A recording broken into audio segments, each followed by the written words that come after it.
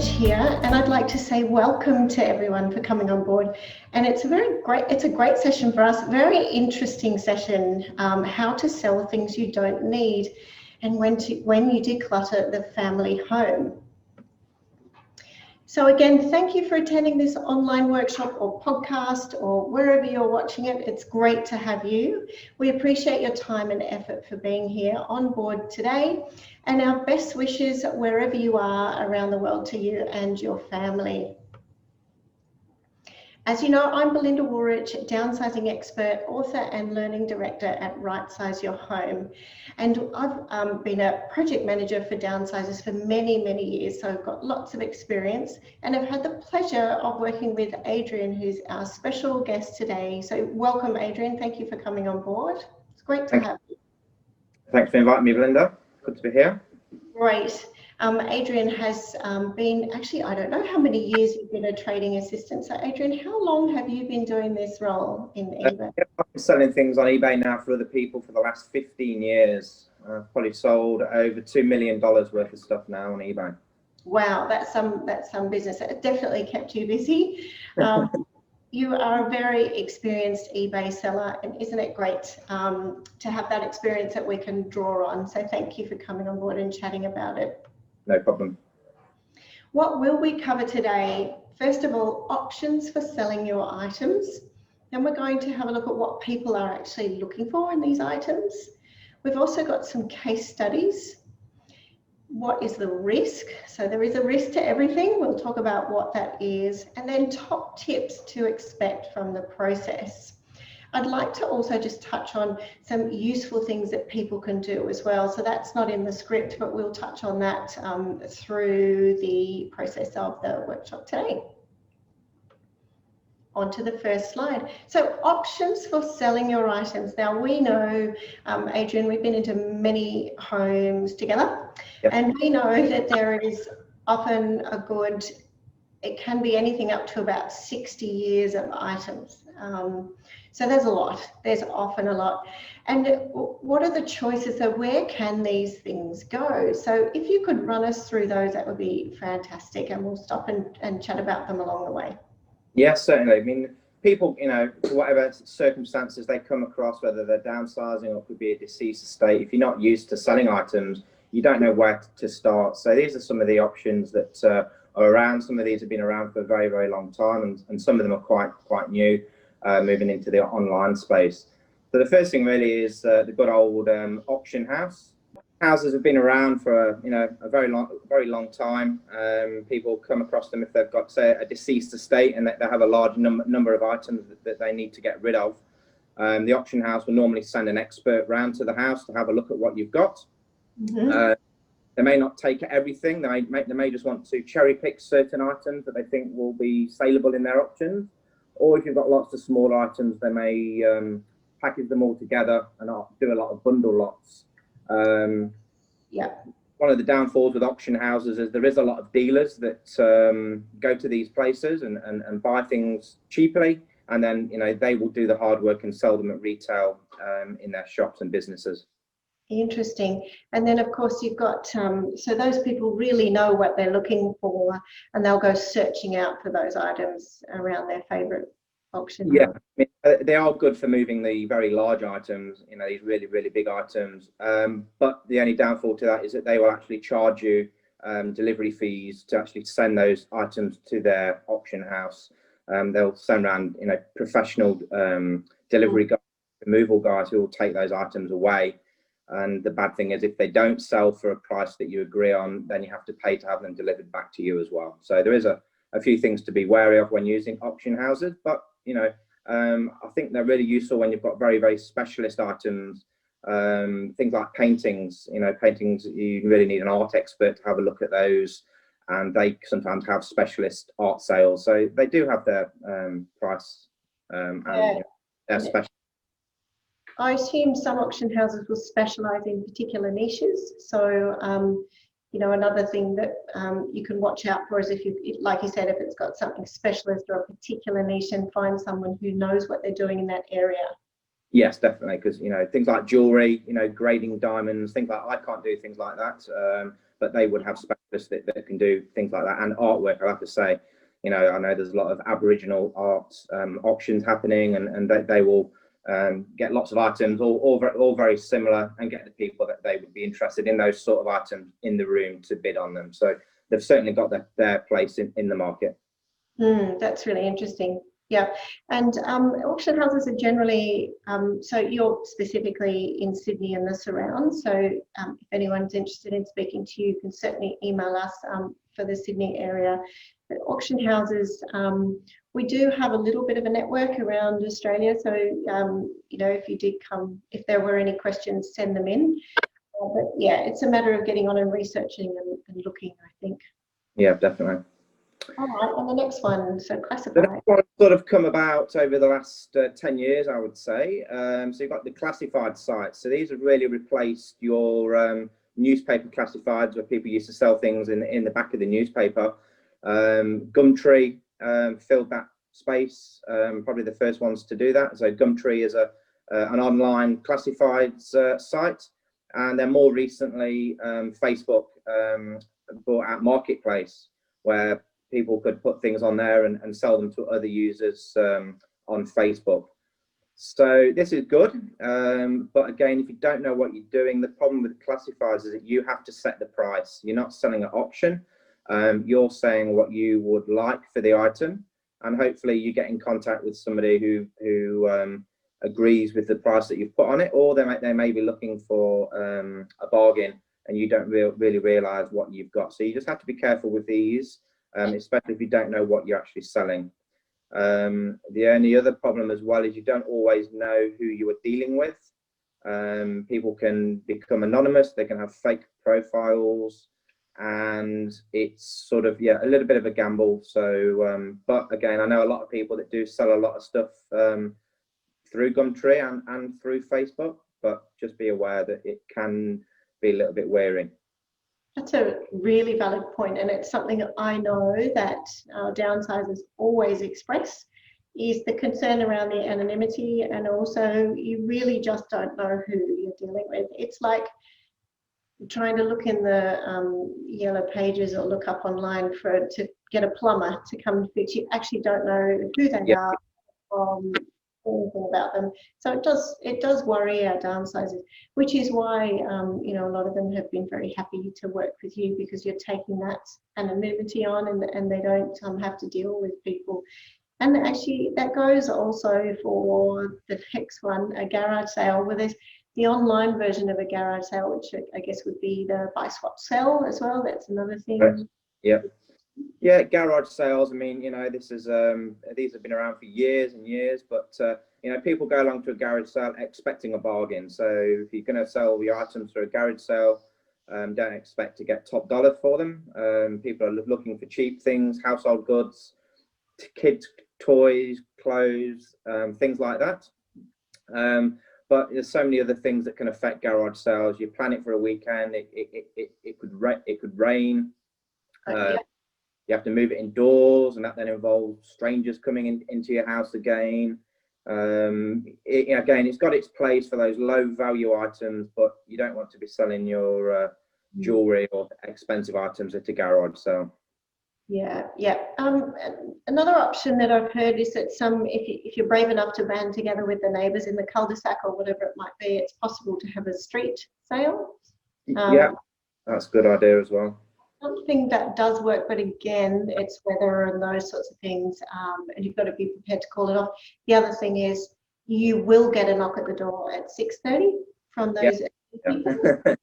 Yeah, you get these early risers, no matter what you put in the advert, no early birds, and you'll get, as soon as that newspaper comes out advertising your garage sale, expect people to start knocking on your door straight away.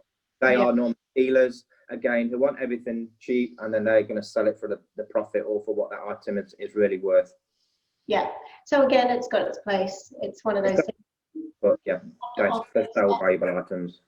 Yeah, if you want to offload stuff, you don't really mind what it sells for, and you feel robust enough inside to have someone argue with you about $1. It's a lot to work. You have to work for your dollars, definitely. Yeah, yeah. Yeah, and if you want some community strength, try something for the street. It's not something that we love, I've got to say, that especially in the downsizing market, because it's quite stressful to run. It's busy, you've got to be there all day, as in all day, starting early. And there are other ways. But yeah, unless the family want to come and do it for you, great. Okay, moving down, there's a fashion consignment shops. Now, I've come across this because my business actually started selling ladies' clothes, believe it or not, expensive high-end clothes. And there's these fashion consignment shops which have popped up. There's quite a few in Sydney, where you can basically go along and drop your item of clothing off. It gets inspected or authenticated, and they pop it in the shop and sometimes online, and then they will sell it for you. So this is going to be good for the ladies or gents that like spending a lot of money on expensive Louis Vuitton handbags, and then need to sell those for whatever reason. These guys will specialize in that. So they have got the place. They do specialize only in the very, very high end market. But they are a retail shop. They're paying retail shop rents.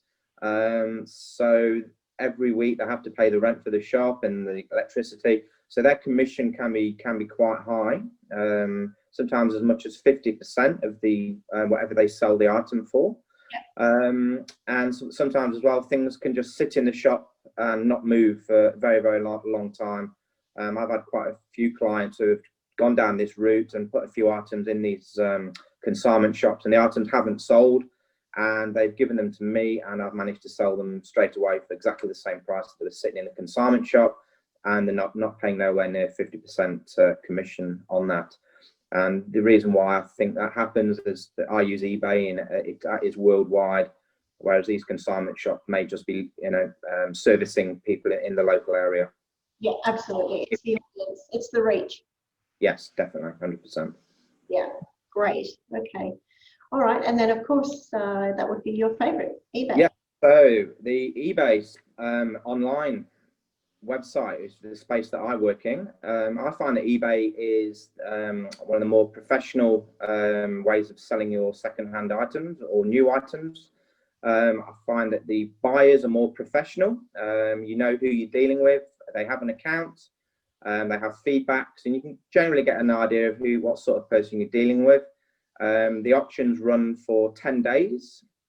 And the people are invested in buying your item, so they generally watch it for the duration of those days, and then they bid on it and are really serious. eBay have policies that people that don't pay consistently, they get striked, so they are removed from eBay eventually. So people don't want to ruin their eBay account by bidding on items and not paying for them, or just bidding on them and then just not communicating. And the reason why I like eBay as well, especially for small items, that it is actually a worldwide market. I post and advertise things all over the world.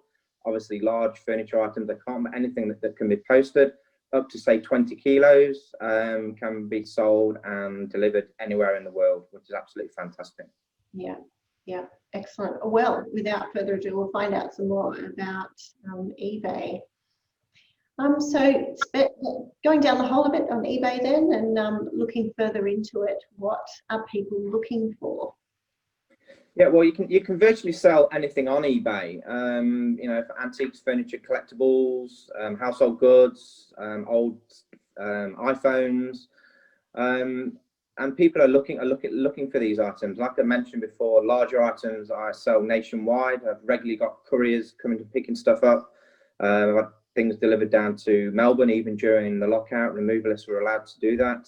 I've sent things to Perth, anywhere in Australia. And then, like I said, smaller items are advertised and posted worldwide. You name it, I've sent things to all over the world, or to Asia, Europe, America. There is a big following everywhere. So depending on what you've got, will appeal to different markets. And then there's the collectors, people who collect things. Now, in eBay, if you collect Royal Doulton, you can actually set up searches, because it's worked by what's in the title, keywords in the title. So you could set up Royal Doulton as a search, and as soon as anybody in the world puts something up on eBay with Royal Doulton in the title, that person will get an alert sent to them on their phone or their computer, alerting them that that item has been listed. So for rarer items where the appeal may not be very wide, but there's definitely collectors of those, they will find your item on eBay if you advertise it correctly. So don't think of eBay as an online garage sale. There is fees for putting things on eBay, and eBay take a commission as well. So that really stops people from putting low value items on there. This is for your mid-range to high-end goods. And I've sold everything from, from Rolex watches to boats and Louis Vuitton clothes, designer handbags, kitchens, you name it, I've sold it. And that's how I've managed to achieve $2 million in sales. Mm. And it's interesting you talk about Royal Doulton because it's quite popular with our demographic. Yes. Royal Doulton is a perfect example, Wedgwood of items. It's that furniture. I'm trying to think of that furniture that we often see in the vintage furniture. Mid-century Parker furniture. Parker is very collectible at the moment. People are after mid-century furniture. Before, this is the sort of furniture that used to leave out for curbside collection. These are now highly sought after, and people are scouring and would have Parker furniture set up as a search on eBay looking for this. I've sold a lot of mid-century furniture. And the 70s now, believe it or not, the age of the plastic furniture is coming back. So there's a lot of people looking for 70s stuff now. Yeah, 50s, 60s, 70s, and even some of those vintage clothes items that our clients may still have are quite, that really... Yeah, vintage clothes, vintage Chanel, and, the old fur coats and things like that. People still collect them. And, how are you going to find these buyers from, doing a garage sale? Why not, get it online, get it out to the collectors who are looking for this stuff day in, day out. Yeah, lovely. That's a really nice rundown. Thank you.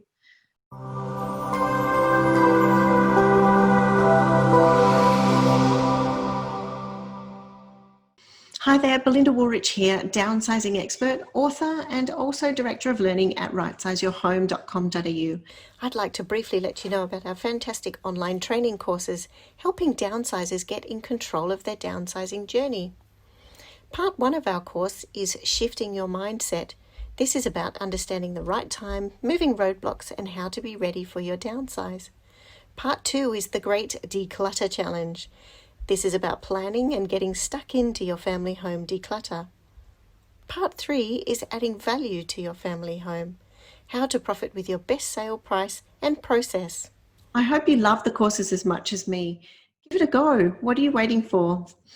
You'll find them and much more at www.rightsizeyourhome.com.au.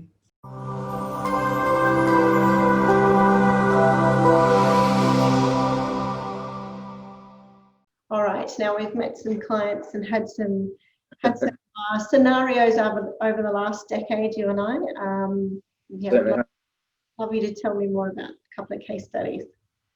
Yeah, well, this case study relates to this job that I did for a guy, but we've mentioned before, this is a common trap that people fall into. This case, a guy had gone through a divorce, and as part of that divorce, he ended up with a load of items that he particularly didn't really want. There was some broken furniture and some decanters from wedding anniversaries and dried flower displays. So he had all this stuff, didn't really want it. So the easiest thing to do is to put it into storage. And the easiest thing to do is to, out of sight, out of mind, is just keep on paying the storage fees. And this guy kept paying these storage fees for 20 years. And he worked out that he'd spent close to $20,000 on rent. And, somebody just said to him, this is absolutely crazy. All this money that you've wasted, you've got to do something about it. And he just did not know what to do. So he contacted me through a referral, and I went over and had a look at the contents of this storage unit at the actual storage unit itself. And I managed to find the things which were saleable. Like I did mention, there's a nice Waterford crystal decanter and some pieces of furniture. And I managed to sell everything which was saleable. So I managed to sort it out into things that just needed throwing away, and then the items which I believe I could sell. and I managed to sell the whole content. That only went for around about $4,000 or $5,000, so nowhere close to the $20,000 that he'd spent on the rent. No. At least he was able to, recoup some of that money and move on and stop having to pay this. So it's a trap that a lot of people fall into. We do, and it happens all the time, because at the time the easiest option is to put it into storage and get it taken away rather than dealing with each of the items. But yourself and myself could not be stronger in our suggestion that shouldn't be the way that it happens. And it's really important to get stuck into the right size earlier, so you give yourself time, so there's no pressure, and you can work through. And there's so much more information that for the listeners I recommend that please have a read of my book. There's a big section on what to do with items, and also a whole program which you've got access to as well. Course number 2 is how to do the declutter, and it talks about getting organized and what you need to do to process all of these items. And this is the perfect reason why it should be done, and not put it. If he had done this, at the start, he would have been able to quickly sort out the things which are worth putting in storage and things that aren't. So he perhaps could have had a unit half the size of what he had and paid a lot less storage fees as well. So it's very important to really think about what you're doing and what you are storing, because the fees will soon add up. Yeah, look, it's likely he probably didn't even need the storage centre as well, unless it was some strange circumstance. But the other thing to note there too is the items are often, it's not like a classic car that you put away that goes up in value. The items are actually more valuable at the time. Yeah, exactly. Yeah. And in better condition at the time. Yeah. So true. All right, another case study. So this was a deceased case study. Yeah. Unfortunately, I meet people when they had a loss in the family. This is a deceased estate. The matriarch of the family had passed away, sadly, and the brother and the sister, obviously daughter and son of the lady, had to deal with all of her items. This is a whole house full of very nice furniture and antiques. But the dilemma is, what do they do with it? They asked their children if they wanted the Royal Doulton dinner sets that they've been keeping for them, and all the mirrors and dated furniture, and none of the family really were interested in any of the items. So that's where they thought most of it would go. But the younger generation today aren't interested in Granny's porcelain statues and dinner sets. So they again went back to thought about some of the other ways of selling things that we'd thought about, particularly auction houses. But again, they only wanted to cherry pick certain items, and that still would have left them a lot of big items that they still needed to get rid of. So again, I got involved through a referral, and I go around there and I just have a look at how big the job is and quickly assess what things are suitable for selling on eBay. The end result was that I managed to sell everything that they had, from the small porcelain figurines to the dinner services to big mirrors, sofas, sideboards, absolutely everything. All the white goods, the fridge, the beds. This is a big 3-bedroom unit in Sydney, and they were then quickly able to get the place renovated after everything had gone and sold on the market, and they could then move on, basically. Yeah. It's so interesting how this not only would affect even the price of a property. So the fact that you could have it moved out and we could do some makeover to sell, the difference between what they would have got if they hadn't have moved the items out and hadn't done that cosmetic renovation to actually doing it. Yeah. Very significant, I'd imagine. And also the cost, the other thing is they could have then gone down the path of putting everything in storage. So by the time they've got packers in, professional removalists, got it all moved, found a storage place, poured it all in there, you're into thousands of dollars already just to get that ready for renovation. I was able to sell everything from the unit So there's no cost of removals or packing. I handled all of that and made sure that everything was picked up smoothly in an orderly time frame. And that's how we always do it, because when we've worked together in the past, it's just a false economy if you're doing it any other way. So we always sit down and strategize the sequence and the flow of what to do, and that's even if you are still living in the property, or if it's moved out, or if it's someone else's. It's the same process. What do you need right now? Have a think about what your smaller place would be. Only keep the essentials. Not only is if you're going to make money, you've got to move the things anyway. Why pay for the removals twice as well to a storage centre and then storage, and all you've done really is just delayed the problem till later on. You've still got to get that stuff out of storage eventually and sold through another channel, and you've wasted all this money, and the problem's just been moved somewhere else. It's so common. It happens all the time. We can avoid it. Absolutely. Well, that's terrific. Now we're on to what's the risk, which is the next question. What is the worst that can happen? Well, with anything, there's always risks involved, but we can negotiate these risks. I mean, most risks are eliminated by using somebody like me. I'm the person that's dealing with these buyers, and I'm coordinating in it. So you don't really need to get involved with the buyers. But one of the main things that happens, sometimes I do sell an item, and for whatever reason, the buyer doesn't pay for it or collect it. It happens. Years ago, it used to upset me. Now, doesn't matter, just move on. You can offer it to the second person that bid on it, or you can just pop it back on and sell it again. And things always sell. Because I'm selling an auction, we sell to the highest bidder. Sometimes I've sold items second time round for double what we got for it the first time round. It's a fresh pair of eyes. So there's that risk, but that's not really a worry. Just, obviously, I look after the buyers. I deal with all the people that come and pick them up. So that's all done by myself. And sometimes I do get items that, I can't sell everything that you've got. I may not be able to, I'm looking for items which are going to fetch around about $50 or more to make it worth my while. But there's some things that you just can't, there is no secondhand market for them. Books, run-of-the-mill novels, CDs are hard to sell. And a lot of people always ask me to sell wine. There's always big collections of wine in houses. I don't know why that's not been drunk, but I'm not able to sell wine on eBay. You need a liquor license. So some things like that is best to find another way of selling that. And I can always advise my clients where to sell items like that. You can give them my number for the wine. But like I say, I can advise how to do. I've come up. There's nothing that I haven't come across that we haven't been able to point somebody in the right direction. And certain items as well. We've mentioned again is if you have some artwork which you think may be special.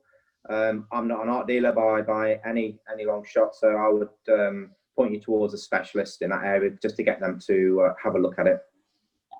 Yeah, great. Okay.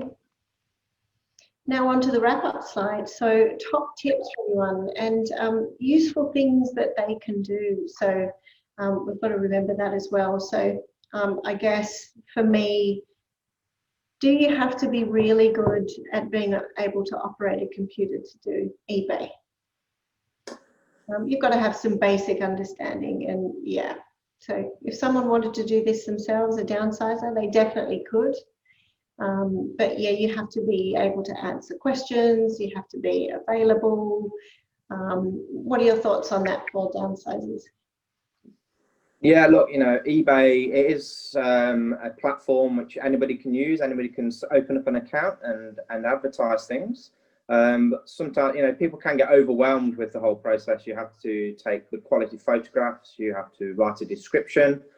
You then have to find the correct category on eBay to put it into. And there's some funny little things with eBay because they work on the title that you put. If you spell a word wrong, the crucial word that advertises that item, like Dalton, or diamond, spelling diamond with a Y, and I've seen that happen before. It show up in people's searches. These collectors looking for this valuable item will not get that. So just something simple like that can affect the outcome of the auction, and you will not achieve the results that you want.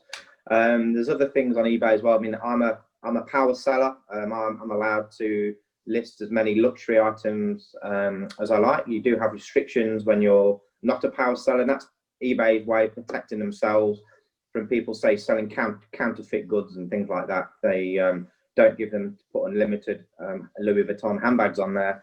That they are limited. Also, as well, on eBay, you have followers. So it's like Instagram. People always want followers on Instagram.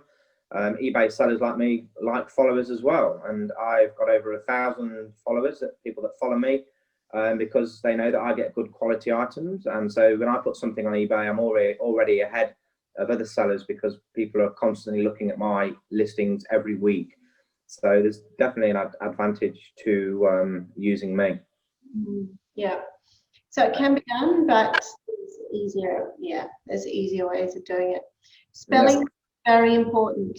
Grammar, spelling. I mean, I've seen people advertise items on eBay with one-word titles and one blurry photograph, and then wonder why the item hasn't sold. You know, it's it really is a knack to selling items online to achieve the best results. You can always put something up, but you can always make it better. And yeah, there's lots of tips and tricks that I've learned over the years to achieve really good prices for my clients.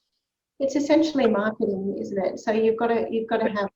It's like selling a house, and those of you who've done my course number 3 will know all of the things you need to go through. There's no point. You get one shot if you want to get it done properly and you want to achieve the best price. So it needs to be good. It needs to be a great photo, cleaned up, whatever it is. And full descriptions. There's no point having one word. It's not searchable. It won't pop up when people are looking for particular things. So to give something its best opportunity, you've got to make sure all of those senses are working. So the way that it looks, feels, described, all that sort of stuff. You have to be honest. You know, you may not want to pick out the faults with your items, but if you don't, then the person that's bought the items' expectations are a lot higher than what they should be when they discover that there's a crack here or a little bit of wear and tear here. You have to take clear photos of all of that, so there's no surprises. Yes. Otherwise, the person will not buy it or bring it back or leave you negative feedback, and you just will not have a very nice experience. And if you've got 200 items from a house to sell, it can be quite daunting if you're not doing it correctly. I think people appreciate that honesty as well. So you look like a very transparent, honest seller. If you're saying he's 5 years old and there is rust on this section or whatever it might be, and photograph the rust. Yeah, people think that you're trying to rip them off by not describing the items correctly. You're just going to be 100% honest, all the flaws, all the problems, and all the good points as well. And then they can make an informed decision and decide how much they want to pay for that item. Yeah, that's great. Okay, so the top tip, so downsizing and selling does give you an absolute sense of freedom, and I think relief and weight off your shoulders. All of these words have been used before. Yeah, it can be quite an emotional thing as well when you're basically letting go of things for whatever reason. This may be a lifetime of collecting something or a deceased estate, and you've got feelings are involved. It's emotional. You know, you're not going to see these items again, and this is a very, very common process that people go through when I'm working with them. They always say to me, once it's gone, they do not miss it. Once it's out of sight, it's gone, and the sense of freedom, release is unbelievable. It happens all the time. Very cleansing. I know a lot of our clients also look forward to, at the same time as we're doing this, we're also taking them on a journey where they might be refurnishing for their new place, refurnishing but bringing it into the current house so they can use it as staging before selling. So we've got a bit of an exciting project on one side, and then we've got the emotional let go on the other happening at the same time. It's quite unusual. Another top tip, get an expert or get help in knowing what your item is and what it's worth. Yeah, this is where I come into it. I mean, you may think you know what your item's worth. it may be worth a lot more than what you think it's worth, but it also may not be worth as much as what you think as well, which is both happens. You know, somebody may have bought a really expensive antique dining table in the early 1990s when they were all the rage, and this is what everybody wanted. But now you try and sell an antique dining table for some of the crazy prices which were going around in the 90s. It's impossible. So you need to be realistic. Get an expert opinion, either from myself or just have a look on eBay as well. eBay is a very good tool for researching. Don't search live auctions, search completed auctions. These are what things have actually sold for. There is a search function on eBay for you to search completed auctions, and that will give you a realistic price of what your item might fetch. But terrific tip, that one. Yeah, you know, there's nothing worse than underselling it or, you know, overselling it. You won't oversell it. You'll normally undersell, because there'll be somebody out there who knows exactly what you've got and will buy that, and then, you know, once it's gone, and then you'll probably see it on eBay the following week with a clearer photographs, a better description, and they will sell it for double what you sold it for. Yeah. So look, we're not promising the world either. It's just about using the system properly, describing it properly, looking at what, like you do when you go and look to buy another house, you look up what similar houses have sold for, same thing. And just doing your preparation properly for it will go a long way. Talk to me and the viewers about setting reserves. What's the view on that? Yeah, I mean, my advice is this is an auction, and the best indicator of what an item is worth is what the market is willing to pay for it. So, you know, the market will pay what the item is worth. Something that's really good will sell really, really well, and things that aren't won't. So, but if you do have those pieces, and I say a reserve should be a price that you think, look, if I don't get X amount for this item, I would rather keep it and give it to the kids or whatever. That can be the reserve. So that would effectively be the starting price for the auction. So it cannot sell for less than that reserve. And it can only go up, or if we just get one buyer, it will sell for that price. So only on key pieces it may be worth setting a reserve, but for your run-of-the-mill white goods and just general items, just let the auction process run its course. And it's what I always tell people. Sometimes you won't get what you expected to get for an item, but then you'll get other items which far exceed what you expected them to sell for. So in the end, it balances itself out, and you end up with a nice payout at the end of it. Important to me is you usually get more than what you would have spent in storage fees. Exactly. And then you got to look at, you've not, you know, all these other fees have been eliminated as well. Yeah. So it's a win-win. You know, there's a way of cutting down costs and then making some money as well. It is, and I always I do worry about what goes to landfill, and we have a saying in my business, in my book, is all about less is best to landfill. So if you've got someone out there who might be interested, even if it doesn't go for much, at least it's getting a life. And if it doesn't sell on eBay, take it down to the charity shop, because someone could use it. Yeah, definitely. I mean, I'll touch on the last point now. I mean, using somebody like me, it's in my interest to get you as much money as possible for your items. I work on a commission basis, so I want to sell them as much as possible, and I will do everything I can to help you achieve those prices. So it's like I am working for you. We always joke, there's, you know, a lot of people will take money from you. I'm the only one that gives you money. Everyone else. Exactly. Exactly. You're the only one on the project that gives money. Yeah. Yeah, absolutely. That's fantastic. Well, any questions at all, you know how to find me. hello@rightsizeyourhome.com.au. Adrian, it's been an absolute pleasure chatting to you. You know your stuff, very professional, and it's really helpful stuff. It's a very popular must-have on a downsizing project. So it's great to be able to talk to you about those scenarios and give some really helpful resources and tips for our viewers. So thank you. That's great. And if you've got any other questions, shoot them through.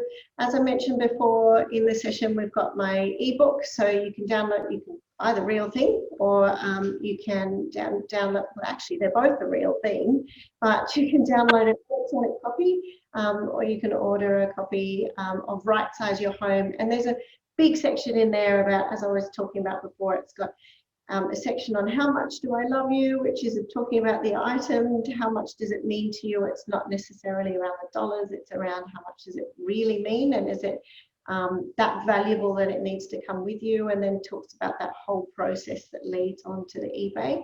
So I'm sure you'll get a lot out of that. And of course, in my courses, so I would recommend for a topic like this, definitely do number 1 and definitely number 2, which is the big declutter challenge. And then when you're ready later on, you can go to part 3, which is about presenting the home. But take your time on the declutter and take your time getting things sold.